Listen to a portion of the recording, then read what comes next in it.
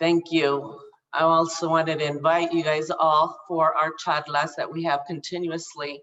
The idea for our charlas is to basically, it's a self-organized tabletop charlas led by experts like Elvia herself and community leaders across the state of Washington to be able to have a conversation on issues that we're having. And so I'd like to introduce to you, Elvia Bueno from Columbia Legal Services. Elvia, welcome.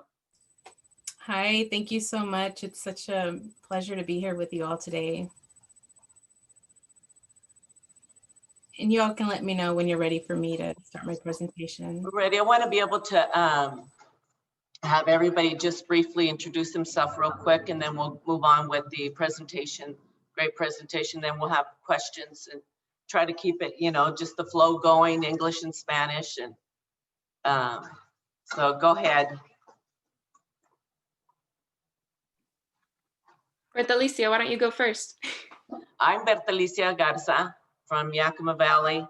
I have started Centro de Servicios like maybe 11 years ago, and been in this field for 15, 20 years. And it's advocacy, basically educating the community on the resources that we have out here in our community. And with that, we said, what more to be able to start Las Charlas and have expert speakers. We have expert speakers all the way from out of state if that's what we need, but we need to be able to start talking. It's just a lot of this strong Latinas, that are doing great things, giving information, like Elvia and I see, Tatiana, Cynthia, Minerva, there's some strong leaders in the community. And so I want to be able to, welcome you all. Feel free to introduce yourself. Come on, you're all of value. I am Claudia Paulson, and I'm the digital content coordinator at CSC. I've helped organize some of these charlas for the past couple months. I'm pretty new, so I'm still getting the hang of things, but I'm happy to be in the Yakima community. Hi, so I'm Cynthia, and I am a part of Centro de Servicios Comunitarios. A little bit about what we do. So as you can see from Bertalicia mentioning, we started about just in 2011. It was formed from her passion of helping small businesses, especially in the Latino community, because there was a lot of cultural and language barriers that we were struggling with, and they needed assistance. And so that's where my mom saw the need to go out and help people that just didn't have the same help around. Until she saw the need, she formed CSC, and she said, okay, well, what more could I do and give back and open a business that can help these people?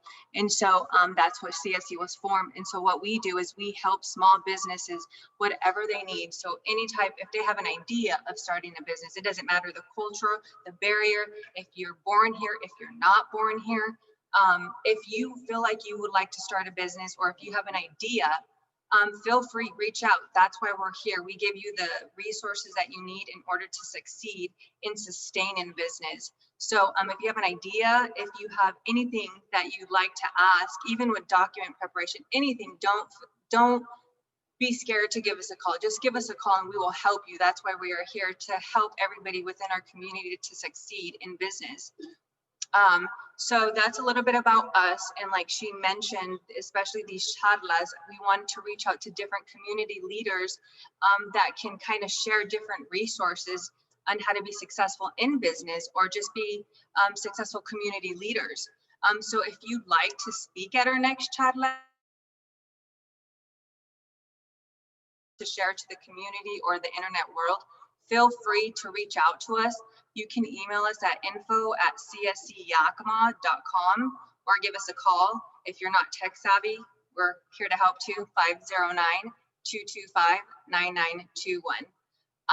And I think now let's go ahead and let Elvia kind of introduce herself, because I know we're at 4:07, so we kind of want to make sure everybody gets the right time. So if you have any questions during this charlas, feel free to type your questions in the chat box, or just raise your hand or some sort. We'll make sure to answer your questions. So feel free, take it over, Elvia. All right. Well, thank you again so much for having me today. Definitely don't consider myself an expert on anything, maybe just my life experience. But yeah, I work for Columbia Legal Services. I'm an advocacy and community engagement specialist. En español, especialista de abogacía y participación comunitaria. So I've been with CLS going on 8 years now, but only in my role for a little over a year. And just some quick background on myself. I was born in Mexico and came to the US when I was about 6 months old. My family immigrated and came to and settled in the Yakima Valley in the late 70s. And so we primarily worked in farm work, and I myself had the opportunity to do that as well.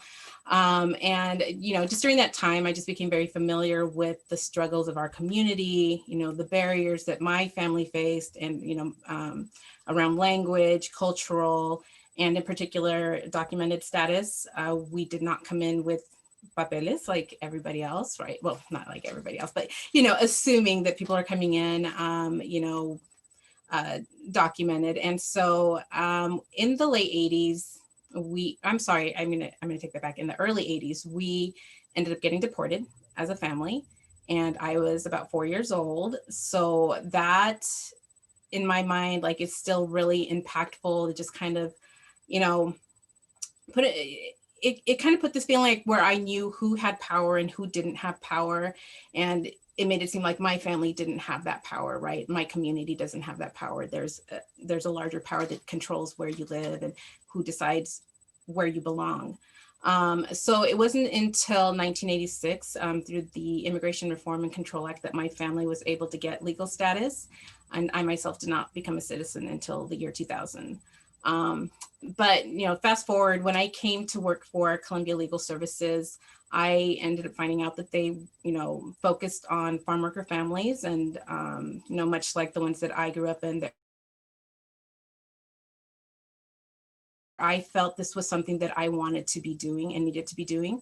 And it wasn't to save people from my community. I know my community is strong, that they, you know, my family came up here with very little education and were able to raise a family and eventually have their own business. And so I know that our communities are strong, but I just wanted to know why conditions for farm workers, you know, conditions my family experienced 40 years earlier were still happening. So that is really what drives me to my work. And I would need permission to start sharing my presentation, so to be the host.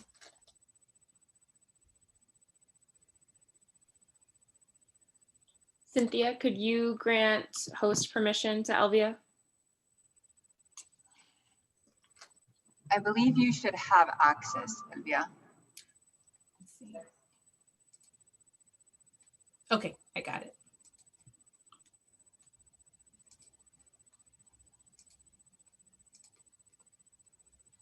Okay.